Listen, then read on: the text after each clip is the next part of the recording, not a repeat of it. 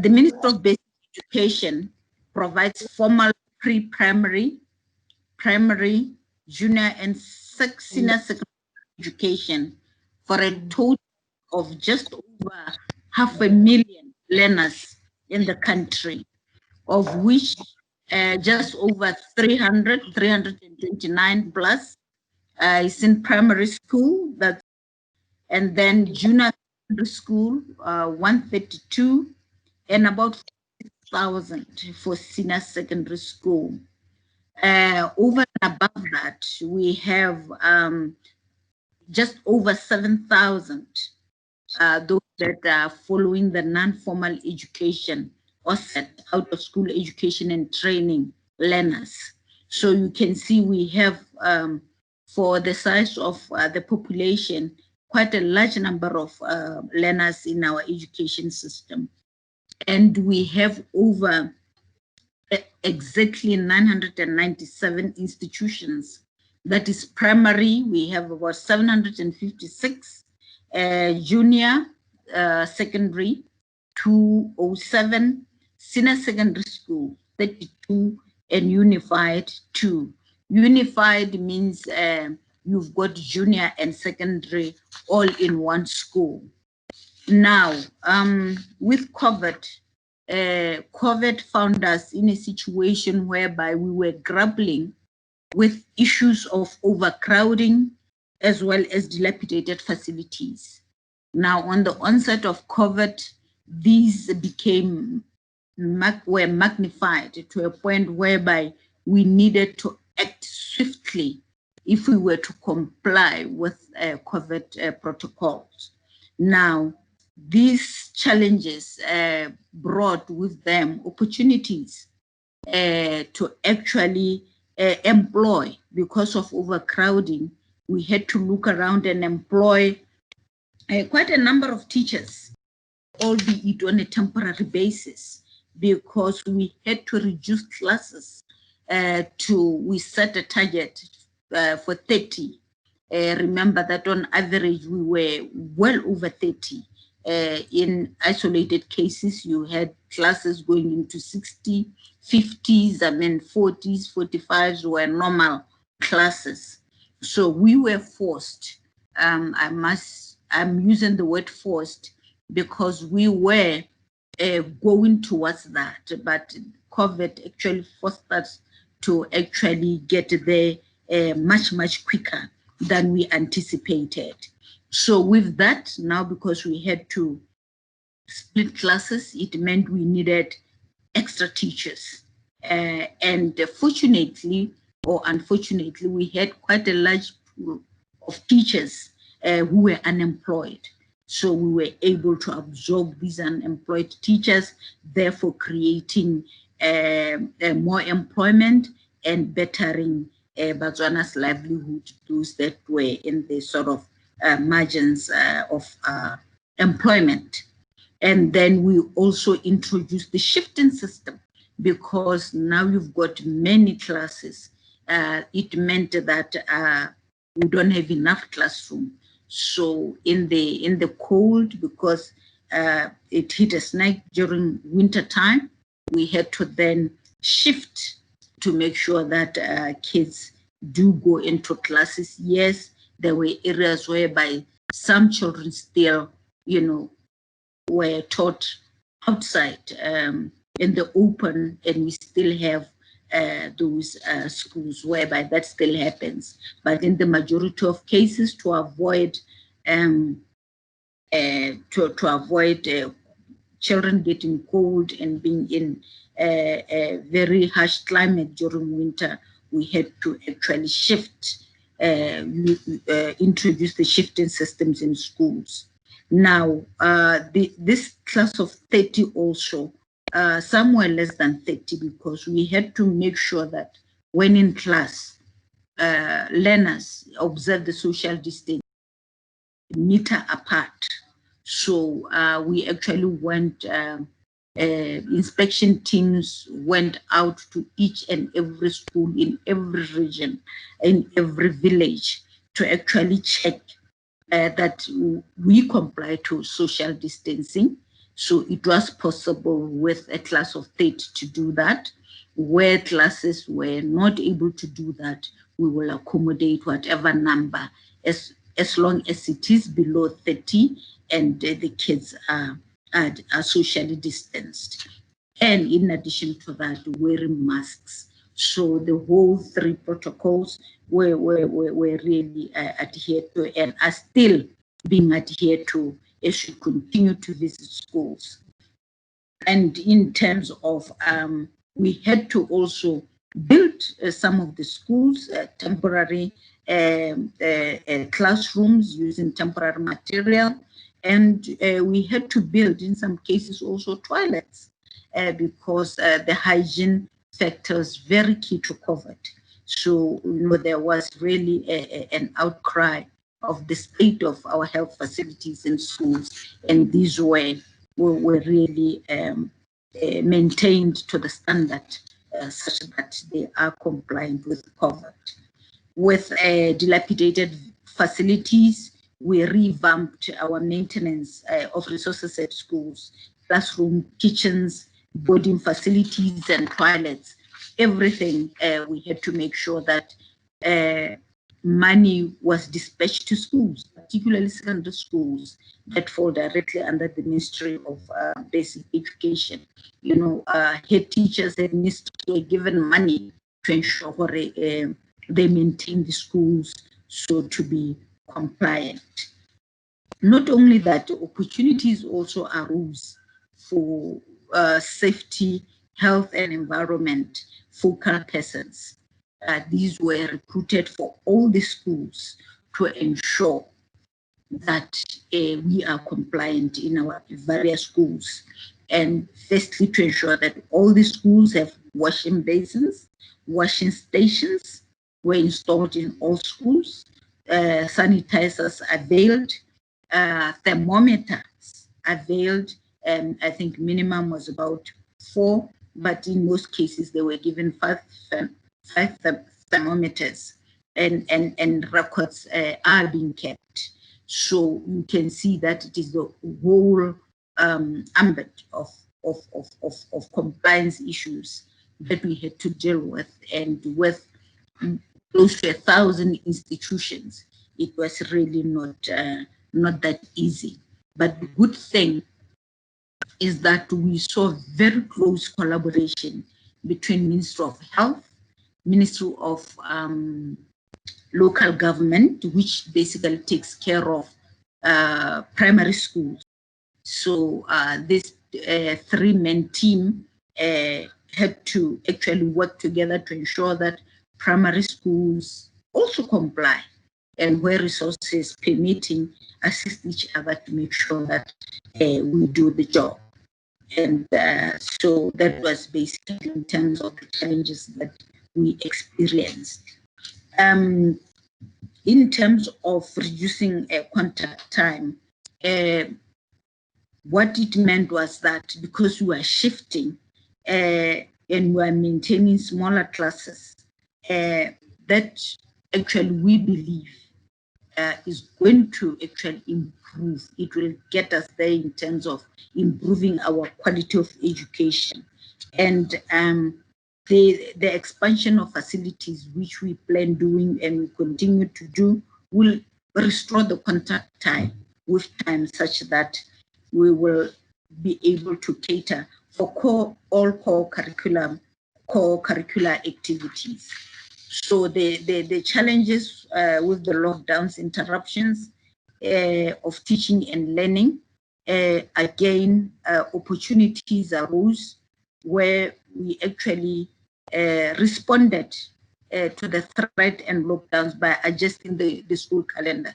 We had to actually engage with Botswana Examination Council to make sure that we go, albeit at a gradual pace, to make sure that kids do go to school. So as far as the calendar is concerned, yes, it has shifted, but we are still maintaining our calendar year in the overall. So with that, we also were provided together with UNICEF. We managed to print material, study material for students to ensure that continuity of learning. And to this, we spend about over 5 million, of which the ministry contributed over 4 million and UNICEF over 1.2 million to make sure that we've got reading packages for children across. For example, JCE, we delivered and printed over 61% of the material, and 74%, over 74% for our senior secondary schools. So you can see that we did try our level best as a country to ensure there is a continuity of learning. Over and above that, we also engaged the government, the other departments, Radio Botswana, television, to actually give us more time to televise programs on a daily basis to learners from primary to senior secondary school to keep them engaged during this unfortunate time of lockdowns. We also directed learners to self-learning programs, and there were plenty that were actually confirmed or validated by the ministry to say, yes, if you've got access to internet, you can actually access this program to help you either in maths, English, or whatever the subject matter is. We also took this opportunity also to work with Botswana Open University, because they have online content for self-study for secondary level courses at junior secondary and senior secondary school. So we went that route where they actually printed the material for self-study, and assisted, of course, by UNICEF in that respect. We are lucky in Botswana because coverage, cell phone penetration in Botswana is well over 100%. They are estimating at 120%, and radio coverage is well over 87%. So really, even where there are no televisions, kids could access education through Radio Botswana. And basically, the ministry would send out programs to regions, who in turn will then contact the various schools through Parents Teachers Association, such that parents know what's happening. They encourage their children to actually continue the learning at home. And not only that, this time is basically examination time. BEC, which is Botswana Examination Council, worked very closely with the COVID test team. I forgot to actually mention this, that all along since the onset of COVID, the ministry has worked hand in glove with the COVID test team to be guided by the test team, because it's all about science. And they actually have been holding our hands, giving us guidelines where we need so that we comply. Similarly, back in terms of the examinations, because, kids, we used to put kids in a big hall, and, so it was very difficult to comply. So BEC worked with the COVID team and the ministry as well to make sure that we sort of allow time for learners to be ready for examination. As a result, we actually moved the closing of school to mid-December, just before Christmas, and normally we will close early November. And we also reduced the number of breaks, or the time it takes for kids to have breaks in between. So this has actually meant that children, as much as we lost the classroom content during lockdowns, but kids had, more time to study and in a very conducive environment where they are less in number than the number they used to be. And overall, a lot of schools, almost all of them, teachers do report that they were able to cover the syllabus, 100%. Of course, there are those areas that we are saying on average, we are just over 90%. We have covered the syllabuses. There will be challenges, for example, in agriculture, whereby plants needed tendering and we are in lockdowns. So those are some of the challenges that maybe the practicals may be a bit difficult, but definitely they will be assessed on the theory aspects. We also had a toll-free number to cater for counseling services, and we believe these have worked very well. And the teachers, I must say that the teachers were amazing during this time. They group themselves into WhatsApp groups. They will share challenges. They will share, the good and the bad of homeworks and assignments with parents. And we really are very proud of our teaching profession.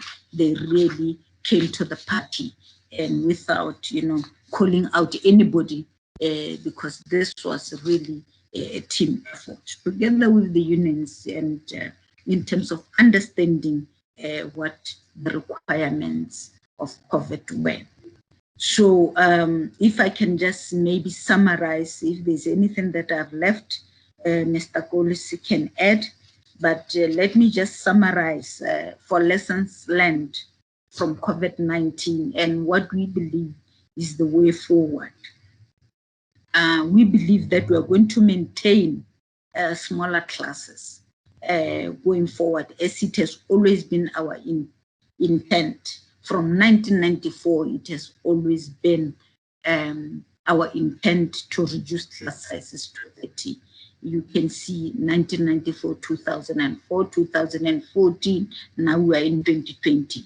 It is only now, thanks to COVID, that we have moved to the class of 30, and we don't anticipate going back to more than 30, a class of more than 30.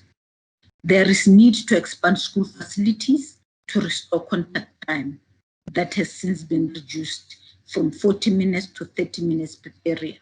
As you can see, we have lost 10 minutes per period, and if we expand our facilities, we should be able to go back to those minutes.